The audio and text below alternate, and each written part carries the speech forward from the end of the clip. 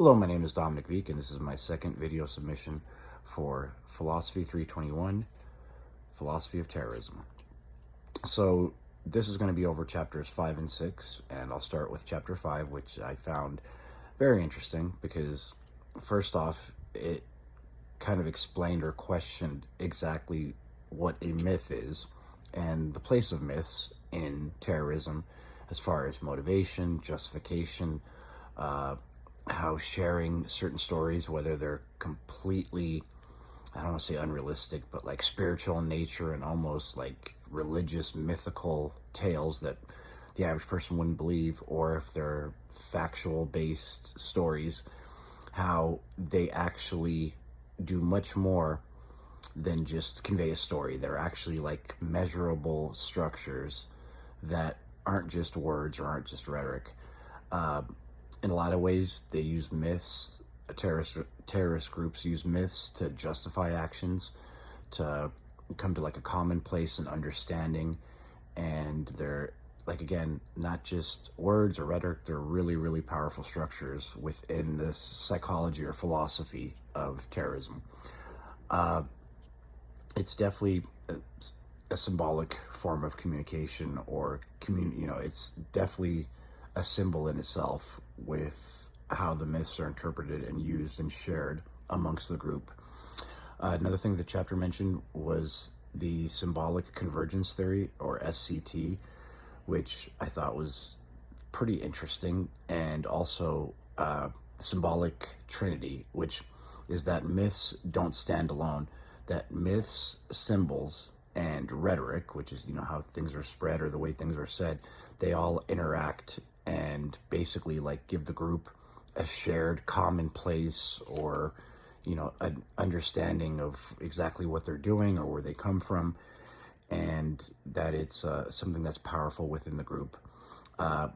Myths are also used to legitimize violence, basically. So you tell a story and this happened and that happened and this is why we had to do this. I mean, that's loosely worded, but basically these myths are sometimes relied upon to justify violence and to make it acceptable or to make it feel necessary.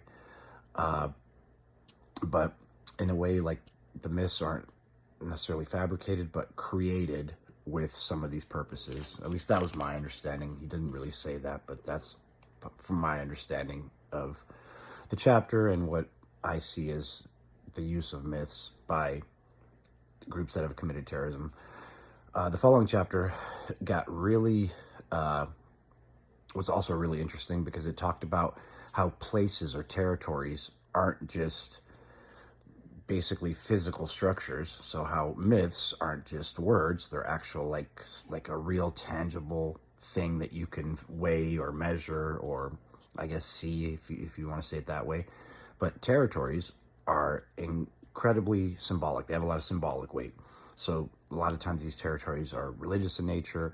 A lot of times these groups are from a territory that they want to separate, like they're from within a country that's controlled by an opposing group, and they're a small faction and they want their own piece of land or whatever it is. But territory becomes incredibly symbolic, and sacred places are incredibly powerful. So whenever there's a territory that's considered sacred or spiritual, or there's some type of deep, meaning to that place and some deep history, that is something that the groups use to tie themselves together, to, again, justify violence, just like how myths are used for that purpose. And basically the myths that the group are believing and the territories that they fight for, believe, are symbolic and important, give the group kind of a shared identity. So I really thought that was interesting, that you wouldn't think of myths as something that's like a real actual physical thing, and unless you were told this, you really wouldn't think of a building, a structure, a place as being something symbolic. You would just think of it, hey, it's a physical location. And in this case, places and especially not necessarily mythical, but religious or deeply important spiritual places take a precedence in the group's ideology and it's something that unites them, and again gives them justification for a lot of different actions that they're committing. But I definitely had some deep thought while I was observing, reading this, and it made me really think about like examples of this, and how commonplace it is, not just in terrorist groups, but like how religion in itself, and even people that don't praise violence, how kind of use things like this as justification, and how important structures are in certain beliefs. And I just found it overall very interesting, and it's definitely something that I can see how it gives power and justification to a group to commit the type of acts that they do in basically defense of these ideologies, because of these myths that have been told in these sacred structures and these places that they're defending, and the reason why they have to do what they do.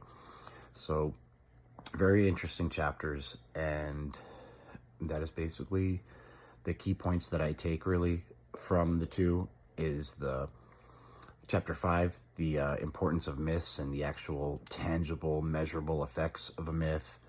Then again, the symbolic trinity that he mentioned, mixing the myths with symbols and the rhetoric of how it's spread and how important it is. And finally, the following chapter, again, talking about structures and places and territories being more than just physical, tangible look. So it's kind of like the two opposites. The myth is actually something like structure in a way, and structure is actually something that's deeply symbolic in a way. So I know he wasn't trying to really relate the two, but at the same time, to me, it was like I was understanding each of those things at a much deeper level than I'd ever really contemplated. And that was what was really prevalent and stuck out to me. And I look forward to reading more. Thank you.